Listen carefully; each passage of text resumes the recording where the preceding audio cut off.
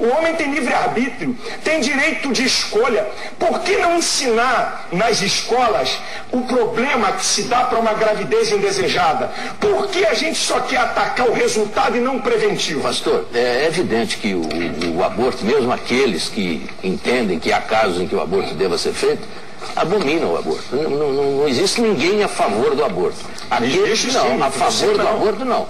A favor do aborto eu não conheço. Existem aqueles que acham que o aborto é um mal necessário, né? Não a favor do aborto. O aborto, evidentemente, é uma coisa em si negativa, isso é fora de questão. Agora o senhor sabe que a questão do aborto veio para ficar. Ela está aí, pode virar um plebiscito no Brasil, isso vai ser discutido cada vez mais e não se vê uma solução muito clara para isso. No caso da sua igreja, o senhor está pensando em fazer um proselitismo organizado? Os evangélicos, de um modo geral, são contra o aborto? Estão mobilizados nesse sentido? Na sua maioria, quase que absoluta, os evangélicos são contra o aborto. Aí eu entro para a vertente teológica, certo? Eu até aqui discuti aqui uma questão científica. E abrangendo que é uma teologia cristã. De que se trata aqui? Deus trata com o feto com pronomes pessoais na Bíblia. Você sabia que no Antigo Testamento, em Êxodo capítulo 21, quando o homem brigava com o outro, olha que coisa interessante, quando o homem brigava, o pau quebrou, esbarrava numa mulher grávida, e ela começava a questão do parto, e a criança nascesse viva, o cara pagava uma multa. Se num acidente de briga entre homens, a criança nascesse morta, está lá a sentença. Vida por vida. Esaú e Jacó, se não me engano, Esaú e Jacó brigaram.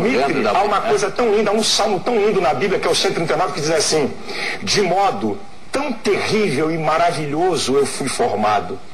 As tuas obras são maravilhosas, a minha alma o sabe muito bem. Os teus olhos viram o meu corpo ainda informe. Está falando da forma embrionária, até a 3ª e 4ª semana não tem forma. Os teus olhos viram o meu corpo ainda informe. E todas essas coisas iam sendo anotadas no teu livro, quando nenhuma delas ainda havia. Deus fala acerca do profeta Isaías e Jeremias, falando deles no ventre. Eu escolhi você desde o ventre. Olha, eu te chamei no ventre.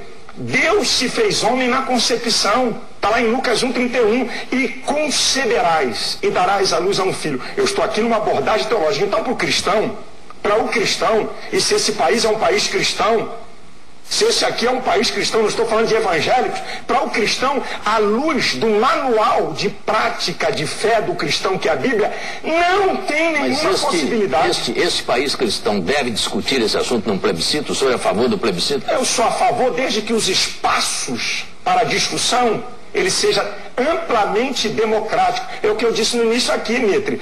Se tudo que a emissora fizesse o que a Band faz, para que as pessoas possam ouvir o outro lado. Agora eu pego páginas de jornal que vem 3 páginas na defesa do aborto e 1/4 para um padre ou um pastor com apenas um aspecto religioso sem nenhum valor. Essa aqui é a questão, Mitre. Se vai ter um espaço real e democrático. Outra coisa, Mitre, eu queria fazer o seguinte: eu queria que botassem para que toda mulher visse o filme O Grito Silencioso, a luta de um feto para não morrer. E é uma coisa que eu falo assim, é tão estúpido o que eu vou dizer. Vamos dizer, o aborto é necessário. Vamos fazer o seguinte: deixa a criança nascer e entrega um porrete à mãe e diz assim: olha, minha filha, tá aqui, mata. Pronto, fica tranquilo. Olha, deixa a criança nascer, dá um porrete na tua mão, você não quer o filho, e você dá uma paulada na cabeça. O ser humano, ele esconde as suas mazelas, isso é, aquilo que eu não vejo, eu não sou responsável. Esse é o grande engano. Eu não estou vendo, então eu não sou responsável.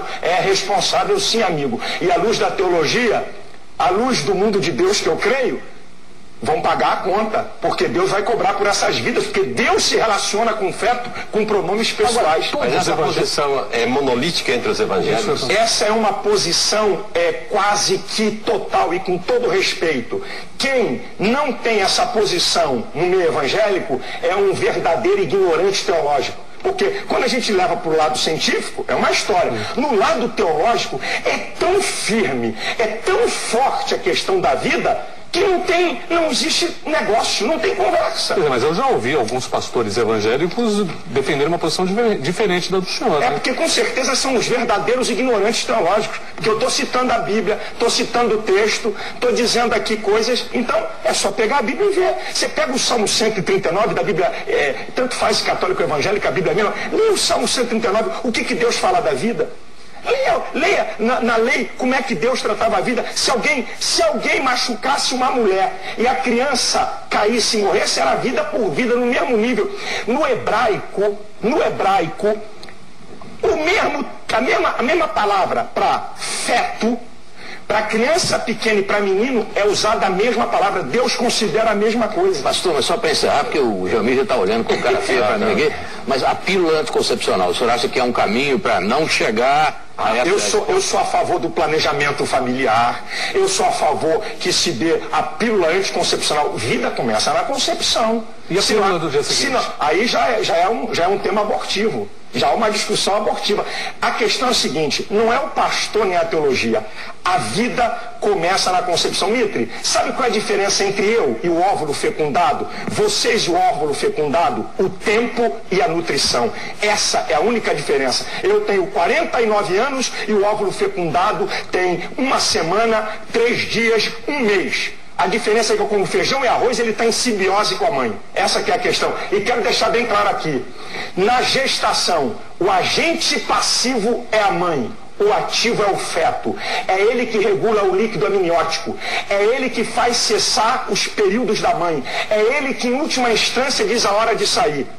É ele que se protege com a cápsula para não ser expulso do corpo da mulher. Não é a mulher o agente ativo na gestação, é o feto, para mostrar a independência daquele ser que está na mulher. Muito bem, o Canal Livre fica por aqui. Nós agradecemos aqui a presença do pastor Silas Malafaia no programa. A todos também o nosso obrigado pela audiência. A gente se vê no próximo domingo. Boa noite.